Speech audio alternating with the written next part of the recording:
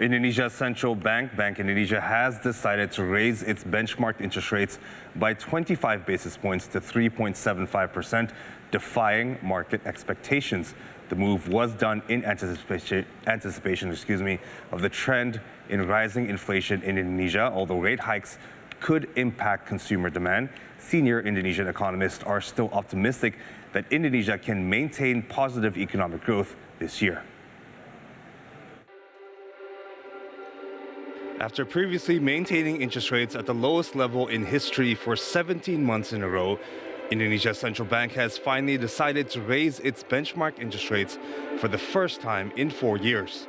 On August the 23rd, following a Board of Governors meeting, Bank Indonesia raised its benchmark interest rates, the 7-day reverse repo rate, by 25 basis points to 3.75%. The deposit facility rate was also raised to 3%, and the lending facility rate was increased to 4.5%.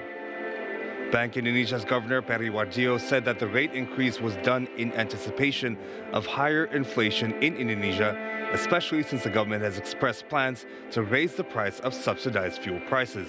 Keputusan kenaikan suku bunga kebijakan tersebut sebagai langkah preemptif dan forward-looking untuk memitigasi risiko peningkatan inflasi inti dan ekspektasi inflasi akibat kenaikan harga bahan bakar minyak, BBM non-subsidi, dan inflasi volatile food, serta memperkuat kebijakan stabilisasi nilai tukar rupiah agar sejalan dengan nilai fundamentalnya dengan masih tingginya ketidakpastian pasar keuangan global di tengah pertumbuhan ekonomi domestik yang semakin kuat.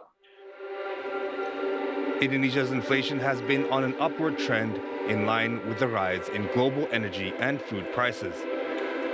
In the month of July, Indonesia's annual inflation levels rose to 4.95%, the highest since October 2015, and also higher than inflation in June of 4.35%. Bank Indonesia's governor is even warning that inflation could reach above 5% this year, exceeding their target of 2 to 4%.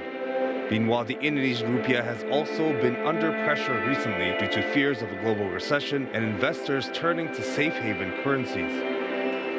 Amid all this, on top of raising interest rates, Bank Indonesia is also taking various steps to ensure Indonesia's economic stability and recovery, and also ensure the stability of the rupiah's exchange rate.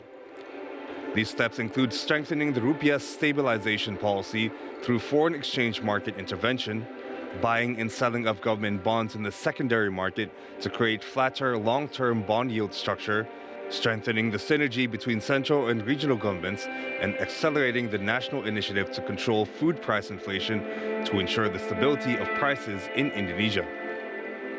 Even amid inflation concerns and rate hikes that could slow growth, senior Indonesian economists are optimistic that Indonesia can achieve positive economic growth this year, even though it could grow below previous expectations.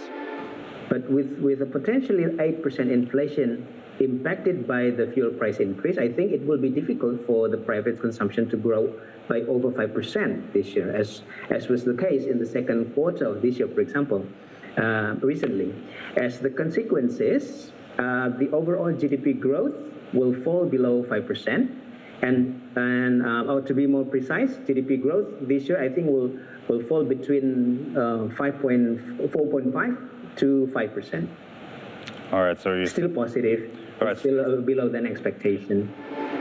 Meanwhile, in their latest projection, the World Bank is projecting that Indonesia's economy will grow by 5.1% in 2022.